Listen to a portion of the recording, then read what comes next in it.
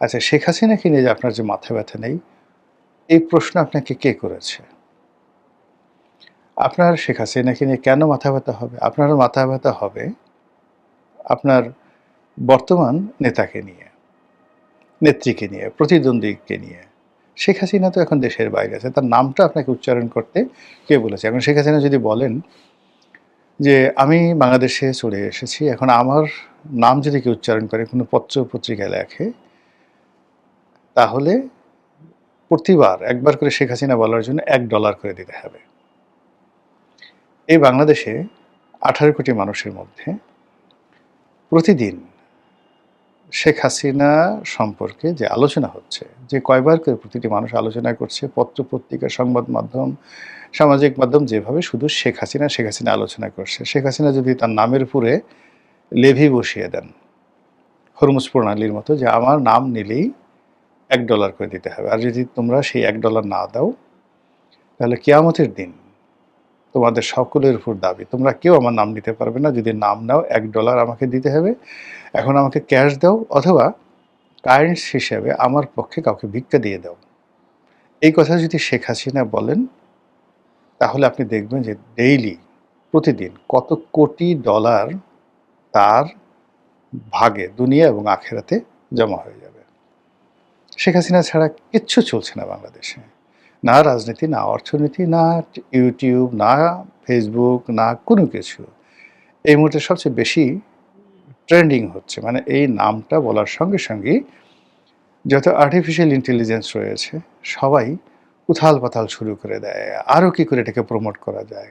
মানে কত like, comment দেয়া যায়, কত মানুষকে এর দ্বারা মোহগ্রস্ত করা যায়। আমার কাছে মনে হচ্ছে পৃথিবীতে এই মুহূর্তে কোনো সিঙ্গেল নাম এইভাবে ট্রেন্ড হচ্ছে না।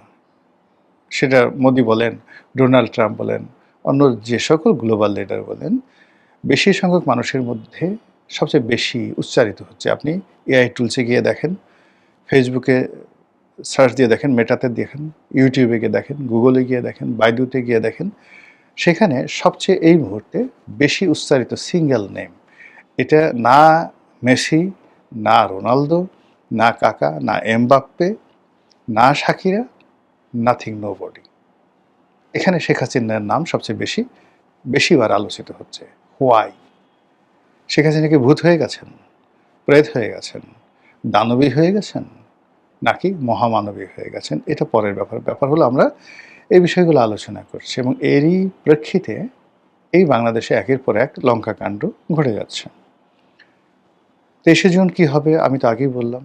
সকালবেলা সূর্য উঠবে, বিকালবেলা অস্ত যাবে। কিছু কিছু মানুষ মিছিল করার চেষ্টা করবে। তারপর বাংলাদেশের মধ্যে পুলিশ তাদেরকে ধাওয়া দেওয়ার চেষ্টা করবে। ছাত্রদল, যুবদল, শিবির, এনসিপি তারা ঐক্যবদ্ধ হয়ে তাদেরকে বাধা দেওয়ার চেষ্টা করবে। আর ২-৪টি জায়গাতে ছাত্রলীগের লোকজন তারা সংগঠিত হয়ে ২-৪টা অকারেন্স ঘটানোর চেষ্টা করবে এবং সেটাকে তারা ফলাও করে ইন্টারনেটে প্রচার করবে যে আমরা এটা করে ফেলেছি, ওটা করে ফেলেছি, ইত্যাদি ইত্যাদি। ওই যে নেত্রকোনাতে হঠাৎ করে একটা ছেলেকে জুলাই যোদ্ধা তাকে ধরে তারা মারল।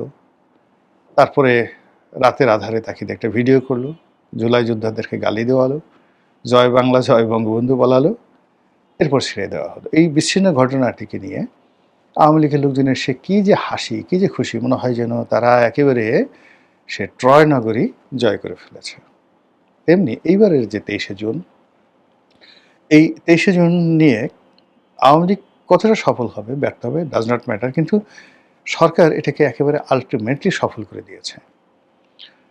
সরকারের কর্তা ব্যক্তিরা কথা বলছেন, বিরোধী দলীয় নেতারা কথা বলছেন, সরকারি সংগঠন থেকে শুরু করে বিরোধী দলীয় সংগঠন যুগপৎভাবে কাঁধে কাঁধ মিলিয়ে সবাই ঐক্যবদ্ধ হয়ে একেবারে দেখা গেল যে মানে কোনো বিদেশি শক্তি যখন বাংলাদেশে আক্রমণ করতে আসে তখন সকল বাংলাদেশি যেভাবে মুক্তিযুদ্ধে কাঁধে কাঁধ মিলায়, এইভাবে আওয়ামী লীগ ঠেকানোর জন্য তারা বলতে গেলে নিজেদের মুক্তিযুদ্ধের যে একটা মহড়া এটা শুরু করে দিয়েছে ২৩শে জুন উপলক্ষে।